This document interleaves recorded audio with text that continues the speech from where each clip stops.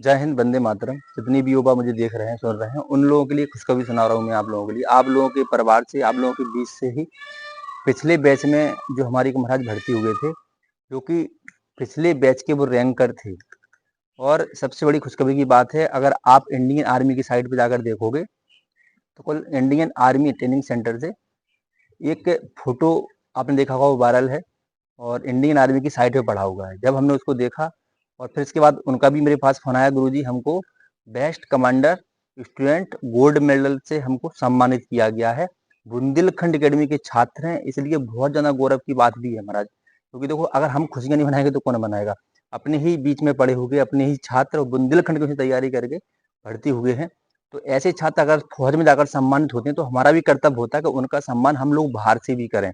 Indian army के Twitter पे जाओगे या फिर इंडियन आर्मी ट्रेनिंग सेंटर जो कल या परसों जो कसम परेड कंप्लीट हुई है, उसके बाद इंडियन आर्मी ने, आप देख रहे होंगे साइड से एक फोटो शेयर किया है। उसमें उनकी ट्रेनिंग संबंधी कुछ चीजें लिखी हुई हैं कि इनको किस लिए सम्मानित किया गया है। तो इनको सम्मानित किया गया कमांडर बेस्ट स्टूडेंट, ऐसा कुछ करके गोल्ड मेडल इनको मिला हुआ है। तो महाराज को बहुत बहुत शुभकामनाएं। और आप लोगों के लिए भी प्रेरणा कहीं ना कहीं मिल रही होगी कि मुझे भी फौज में जाना चाहिए, और वो भी आर्मी जैसी धर्मगुरु भर्ती देखकर हम भी ऑफिसर बने। ये मन में आपके भी विचार आता होगा, लेकिन महाराज इसके लिए ध्यान रखना, कुछ चीजें संकलित होना चाहिए। देखो, जो स्टूडेंट शुरू से ही तेज तर्रार और पढ़ने के प्रति बहुत ज्यादा इच्छा शक्ति वाले होते हैं, उनके साथ ही घटनाएं घटती रहती हैं। उनके लिए छोटी मोटी बात है, कोई अभिमान वाली या अहंकार वाली बात नहीं है। आपको लगता होगा आरडीसी में भर्ती होना बहुत बड़ी बात है। मैं कह रहा हूँ महाराज, अच्छे सही तरीके से अगर अपने आप को मेंटेन कर लोगे, सही तरीके से अगर अपने आप को ढाल लोगे, सही तरीके से डिसिप्लिन अकेले में फॉलो कर लोगे, आप भी इन्हीं महाराज की तरह गोल्ड मेडल प्राप्त करोगे आर्मी में जाकर। ध्यान रखना महाराज। देखो, फौज के प्रति सभी लोग आकर्षित रहते हैं, सभी के मन में होती है कि भाई हजारों लाखों रुपए की नौकरी सिविल में अगर मिल जाए, लेकिन फौज में अगर कोई भी पद प्राप्त होता है तो बड़ी गौरव और सम्मान की बात होती है हमारा।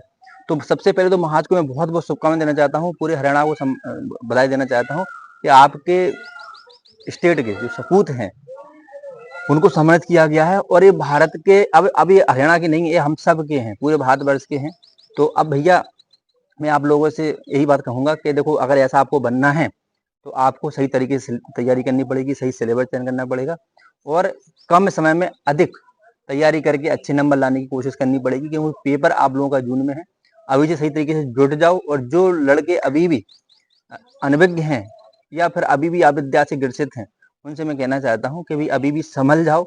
आरडीजीसी की नौकरी इतनी आसान भी नहीं है कि आराम से आपको मिल जाए। कुछ चीजों में आपको तपस्या करनी पड़ती है, फिजिकल हो या फिर मेडिकल के प्रति जागरूकता हो या फिर लिखित परीक्षा हो या साक्षात्कार हो, हर एक स्टेज अपने आप में पूर्ण है। इसमें आपको विजय प्राप्त करनी ही पड़ेगी, अपने कर्मों के माध्यम से, अपनी जागरूकता के माध्यम से, सही सिलेबस और सही ज्ञान और सही कोचिंग संस्थान के माध्यम से ही आप वहां तक पहुंच सकते हो।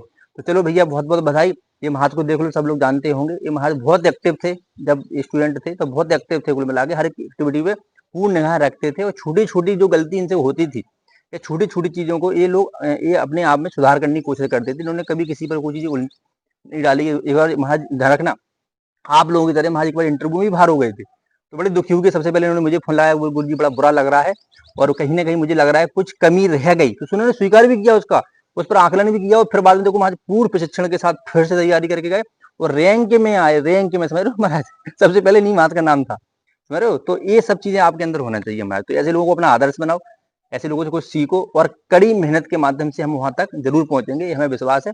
और आप पर भी मुझे विश्वास है कि महाराज आप हमारी वीडियो फॉलो करते हो, उसको मानते भी हो, सुनते भी हो, और पूरे दिल से उसको स्वीकार भी करते हो, पर उसी रास्ते पर आप भी चलने लगते हो।